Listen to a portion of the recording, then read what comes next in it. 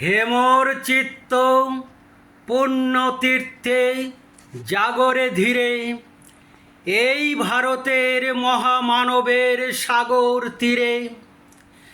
হেথায় দাঁড়ায়ে দুবাহু বাড়ায়ে নমি নরদেবতারে, উদার ছন্দে পরমানন্দে বন্দন করি তারে। ধ্যান গম্ভীর এই যে ভূধর, নদী জপমালা ধৃত প্রান্তর। হেথায় নিত্য হেরো পবিত্র ধরিত্রীরে, এই ভারতের মহামানবের সাগর তীরে।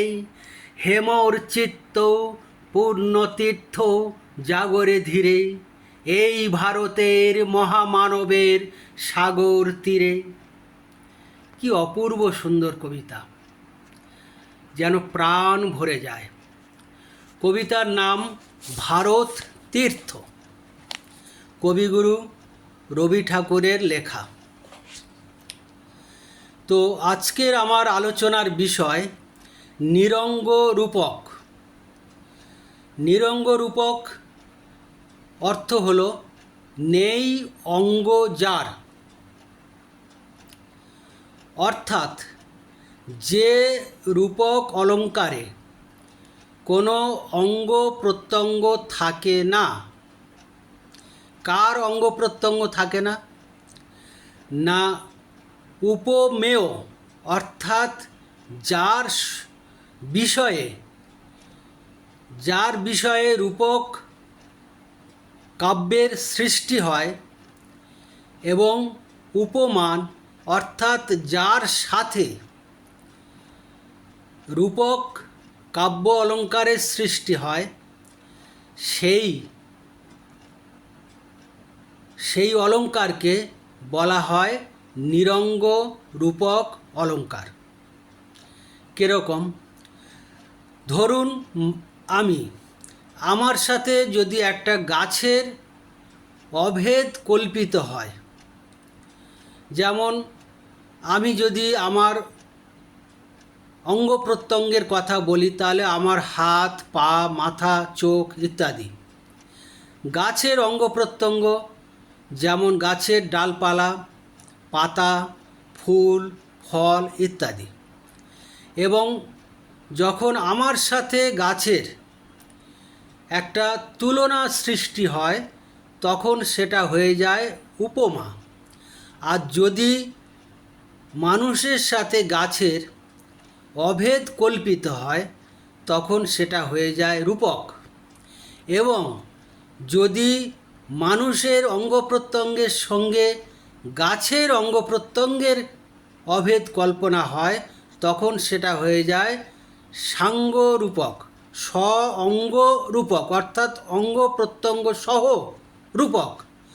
আর যদি শুধু মানুষ এবং গাছের মধ্যে যদি অভেদ কল্পিত হয়, তখন আমরা সেই রূপক অলঙ্কারকে বলি নিরঙ্গ রূপক অলঙ্কার।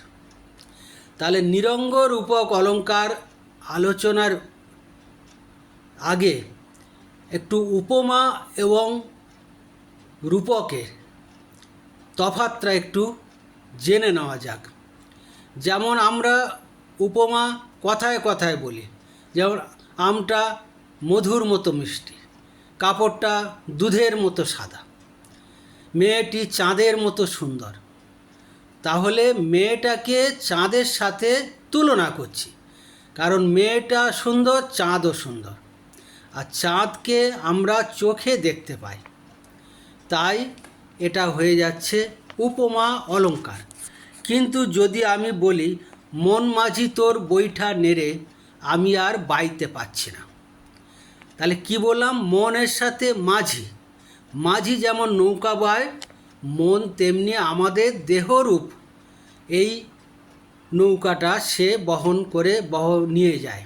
সেই জন্য মনের সাথে মাঝির অভেদ কল্পিত হচ্ছে, তুলনা হচ্ছে। কিন্তু এই বাক্যে দেখুন, মন মাঝি, যখন বলছি মন মাঝি তোর বৈঠা নেড়ে আমি আর বাইতে পারছি না, তখন কিন্তু ওই দরিয়ার মাঝির কথা বলছি না, আমি মনের মাঝি, অর্থাৎ মনের ভিতরে যে ঈশ্বর আছে তাকেই অভেদ কল্পিত হচ্ছে, সেই জন্য এটা রূপক অলঙ্কার হয়ে যাচ্ছে।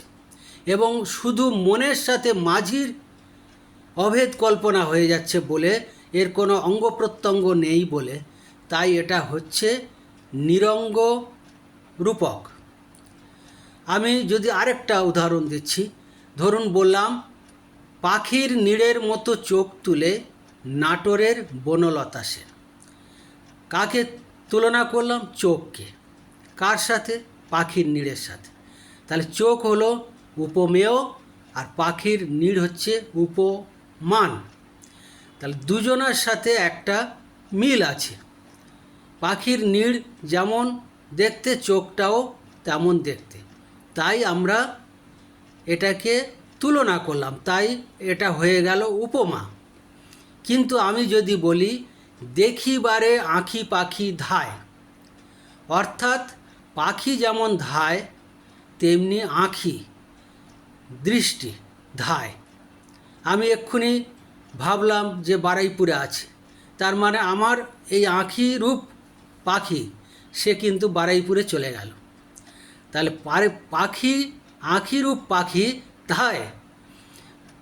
তো এই বাক্যে দেখুন আঁখি পাখি ধায়, এই আঁখিটাকে আমি যদি চোখ ধরি আর পাখিটাকে যদি দৃষ্টি ধরি, তাহলে কি হলো? চোখের দৃষ্টি।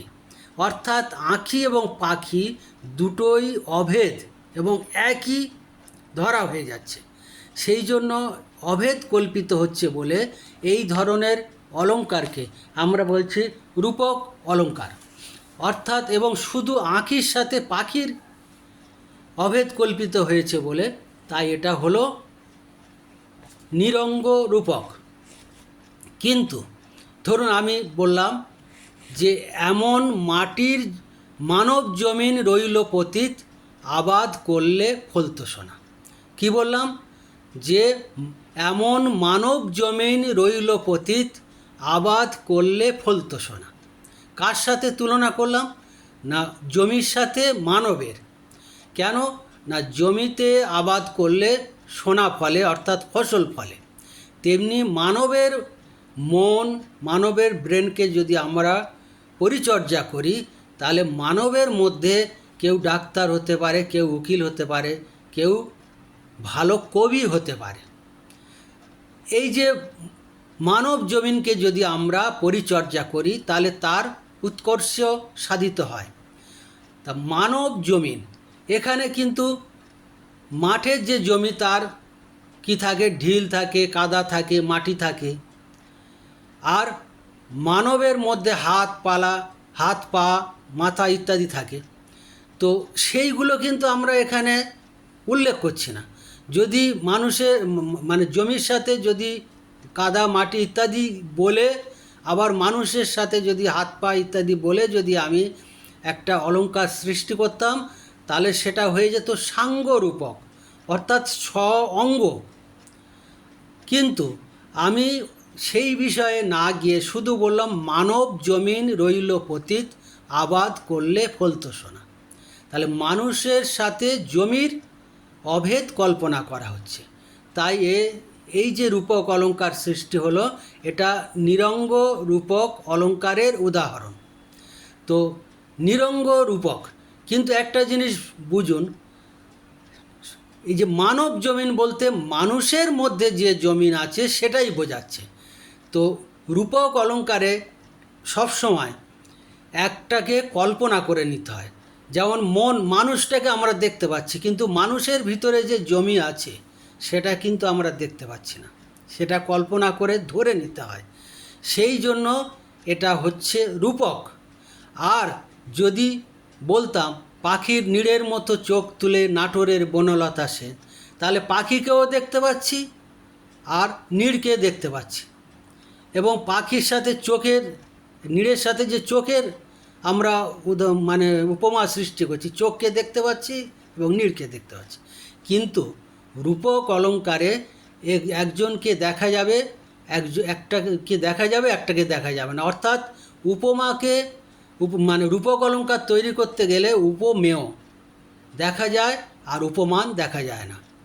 এই ধরনের বাক্যকে আমরা রূপক অলংকার বলি। তো রূপক অলংকারের আরও একটা দুটো উদাহরণ দিই। যেমন যৌবনের বনে মন হারিয়ে যায়।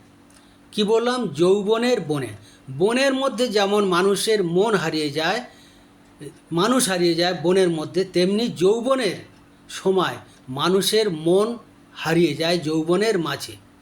সেই জন্য বলা হচ্ছে এটা একটা যৌবনের বন। এই কথা বলার অর্থ হলো এটা একটা রূপক অলংকার এবং নিরঙ্গ রূপক অলংকার।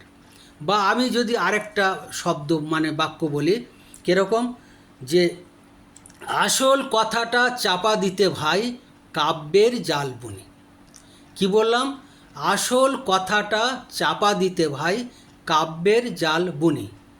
তাহলে এখানে রূপক অলংকার কোনটা? কাব্যের জাল। কাব্যটা হলো উপমেয়, যাকে তুলনা করছি উপমেয়, আর জাল হচ্ছে যার সাথে তুলনা করছি সেটা হলো উপমান। তাহলে কাব্য উপমেয় আর জাল হচ্ছে উপমান। তাহলে কাব্যের জাল, এখানে কাব্যটা আমরা দেখতে পাচ্ছি, কিন্তু কাব্যের যে কারুকার্য সেটা কবি সৃষ্টি করে, সেটা হলো কল্পিত বিষয়। তাই এটা রূপক অলংকার। এবং যেহেতু শুধু কাব্য এবং শুধু জাল নিয়ে আমাদের এখানে অলংকার সৃষ্টি করা হয়েছে, তাই এটা হয়ে গেল নিরঙ্গ রূপক অলংকার। তো আজকের আমি এই নিরঙ্গ রূপক অলংকার নিয়ে আলোচনা করলাম। পরের দিন আবার রূপক অলংকারের আরও অন্য ভাগ আছে, সেইগুলো নিয়ে আলোচনা করব। ভালো থাকুন, নমস্কার, সঙ্গে থাকুন, সাথে থাকুন।